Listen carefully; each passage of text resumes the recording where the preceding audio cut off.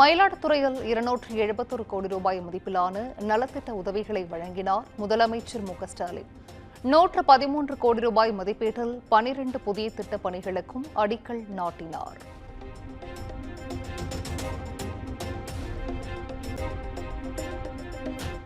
கச்சத்தீவு விவகாரத்தில் மத்திய அரசு அரசியல் செய்து வருவதாக முதலமைச்சர் மு.க.ஸ்டாலின் குற்றச்சாட்டு. மீனவர் பிரச்சினையில் பிரதமர் மோடி தலையிட்டு தீர்வு காண வேண்டும் எனவும் வலியுறுத்தல்.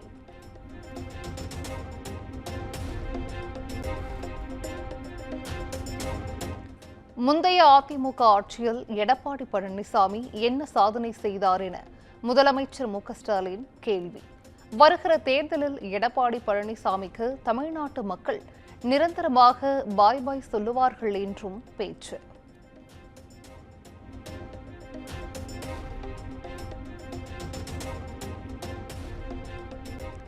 தனது குடும்பத்தை காப்பாற்றவே அமித்ஷா வீட்டின் கதவை தட்டினார் எடப்பாடி பழனிசாமி. பாஜகவின் சதுரங்க வேட்டையில் சிக்கி அதிமுகவை அடமானம் வைத்துவிட்டார் என்றும் முதலமைச்சர் மு.க.ஸ்டாலின் விமர்சனம்.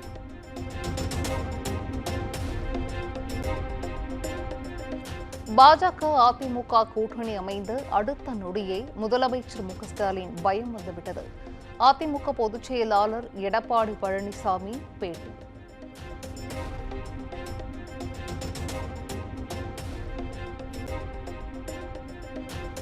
தேசிய ஜனநாயக கூட்டணி பொறுத்தவரை நான் எடுப்பதுதான் இறுதி முடிவு. ஆட்சியில் பங்கு குறித்த கேள்விக்கு பாமக கூட்டணியில் இணைந்தால் பார்க்கலாம் எனவும் எடப்பாடி பழனிசாமி பதில்.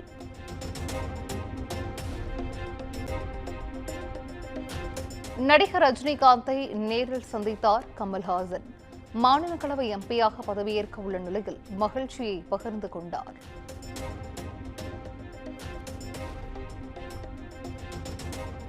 தாவேக 2வது மாநில மாநாடு ஆகஸ்ட் 25ஆம் தேதி மதுரையில் நடைபெறும் என தாவேக தலைவர் விஜய் அறிவிப்பு. வாகை சுடும் வரலாறு திரும்பட்டும் என எக்ஸ் தளத்தில் பதிவு.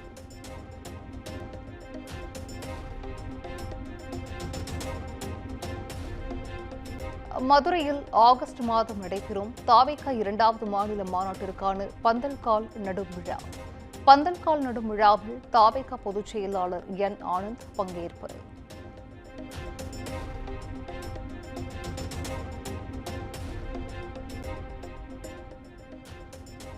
நடிகர் விஜயின் தாவேக கட்சி கொடியின் நிறம் தொடர்பாக சென்னை உயர்நீதிமன்றத்தில் வழக்கு. தொண்டை மண்டல சான்றோர் தர்ம பரிபாலன சபை என்ற அமைப்பு சார்பில் மனு தாக்கல்.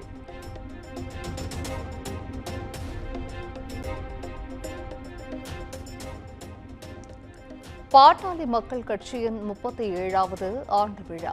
தைலாபுரத்தில் நடைபெற்ற நிகழ்ச்சியில் கட்சி நிறுவனர் ராமதாஸ் கட்சி கொடியேற்றினார்.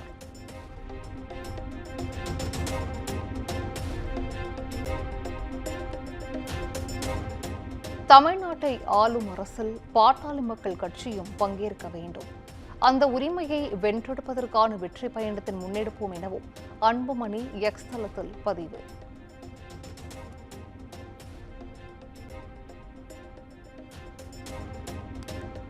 அதிமுக ஆட்சியில் அரசு வேலை வாங்கித் தருவதாக 3 கோடி ரூபாய் வரை ஏமாற்றியதாக தொடரப்பட்ட வழக்கு. கே.டி. ராஜேந்திர பாலாஜி ஆஜரான நிலையில் ஆகஸ்ட் 13ஆம் தேதிக்கு ஒத்திவைத்து விருதுநகர் மாவட்ட நீதிமன்றம் உத்தரவு.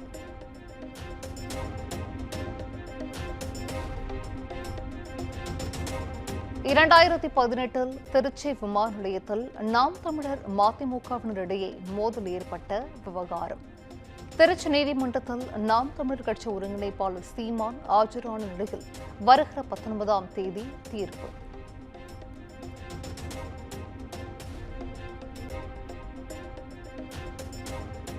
நாம் தமிழர் கட்சியிலிருந்து முக்கிய பிரமுகர்கள் அடுத்தடுத்து விலகுவதால் அதிர்ச்சி. மாநில ஒருங்கிணைப்பாளர் ஐடி விங் உள்ளிட்ட முக்கிய அணிகளின் நிர்வாகிகள் விலகுவதாக அறிவிப்பு.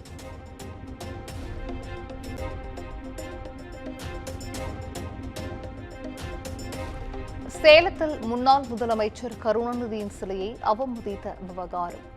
கருணாநிதியின் சிலை மீது கருப்பு மையை ஊற்றியதாக மருத்துவர் ஒருவர் கைது.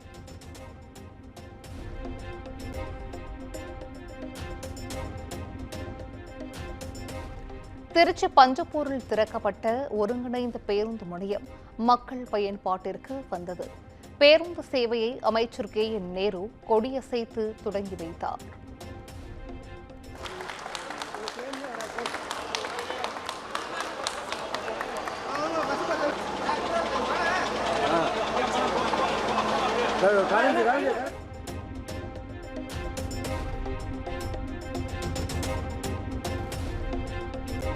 நெல்லை சாந்தி அல்வா கடையில் உணவு பாதுகாப்புத்துறை அதிகாரிகள் சோதனை. அல்வாவில் பூச்சி இருந்ததாக வாடிக்கையாளர் புகார் குறித்து விளக்கம் தருமாறு உரிமையாளருக்கு நோட்டீஸ்.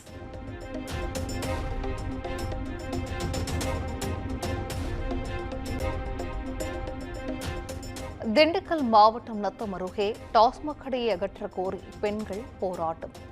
மது கடைக்குள் புகுந்து பாட்டில்களை தூக்கி வந்து சாலையில் மதுவை ஊற்றி போராட்டம் நடத்தியதால் பரபரப்பு.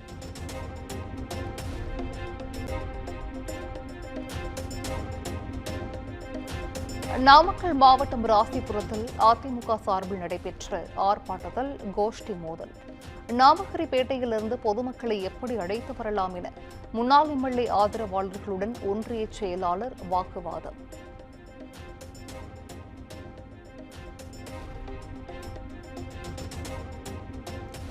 எம்பிபிஎஸ் பிடிஎஸ் மருத்துவ படிப்புக்கான கலந்தாய்வு வருகிற 30ஆம் தேதி தொடக்கம். 72,000 மாணவர்கள் விண்ணப்பித்திருப்பதாக அமைச்சர் மா சுப்பிரமணியன் தகவல்.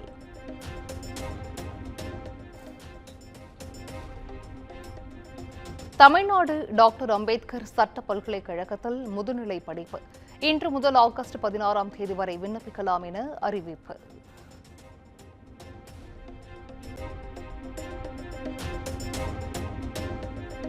அரசு கலை மற்றும் அறிவியல் கல்லூரிகளில் முதுநிலை பாடப்பிரிவுகளில் சேருவதற்கான விண்ணப்ப பதிவு வருகிற 31ஆம் தேதி வரை நீட்டிப்பு.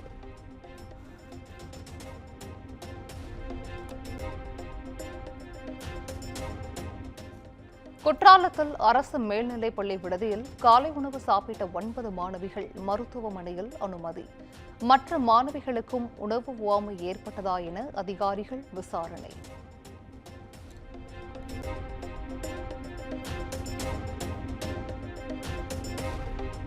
சென்னையில் ஆபரண தங்கத்தின் விலை சவரனுக்கு 360 ரூபாய் குறைந்தது. கிராம் 9,000 ரூபாய்க்கும் சவரன் 72,800 ரூபாய்க்கும் விற்பனை.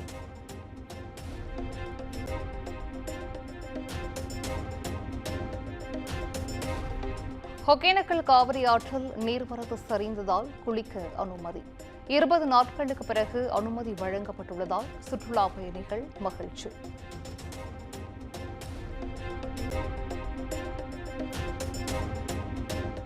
மேட்டூர் அணைக்கு நீர்வரத்து 17,235 கனஅடியாக குறைந்தது. டெல்டா பாசனம் மற்றும் கால்வாய் வழியே 18,500 கனஅடி நீர் வெளியேற்றம்.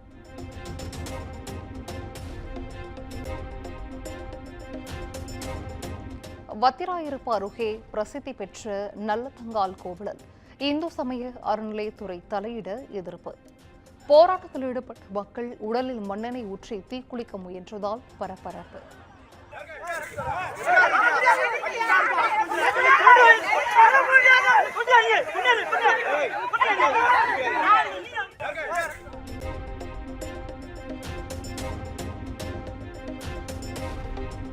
குடியாத்தம் அருகே மேல்பட்டியில் மணல் கடத்தலில் ஈடுபட்டதை தட்டி கேட்டவருக்கு அரிவாள் விட்டு தாக்குதல் நடத்தியவரை தேடும் பணியில் போலீசார் தீவிரம்.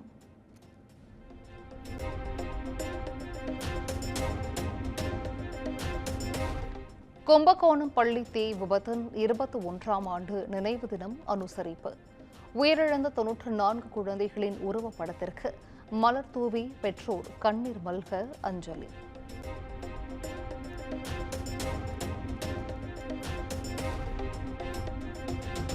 ஒப்பந்தம் செய்த காலத்தில் படப்பிடிப்பை தொடங்காததால் நஷ்ட ஈடு கேட்டு ரவி மோகன் தொடர்ந்த வழக்கு. தயாரிப்பு நிறுவனம் பாபிடச் கோல்டு யூனிவர்சல் பதிலளிக்க சென்னை உயர்நீதிமன்றம் உத்தரவு.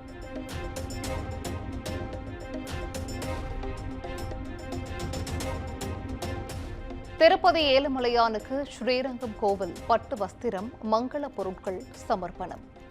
ஆனிவார ஆஸ்தானத்தை முன்னிட்டு திருப்பதி ஏழுமலையானுக்கு சிறப்பு பூஜை.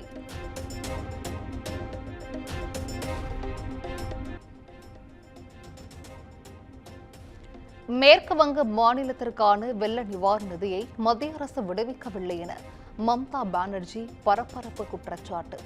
பாஜக ஆளும் மாநிலங்களில் மட்டும் பேரிடர் நிவாரண நிதிகளை அள்ளி கொடுப்பதாகவும் விமர்சனம்.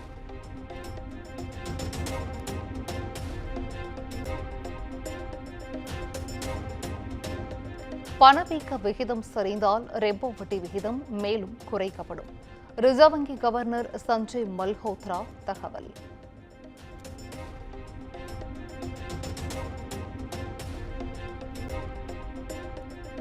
சபரிமலை ஐயப்பன் கோவிலில் ஆடி மாத பூஜைக்காக மாலை 5 மணிக்கு நடை திறப்பு. ஆன்லைன் முன்பதிவு அடிப்படையில் பக்தர்கள் சுவாமி தரிசனத்திற்கு அனுமதி.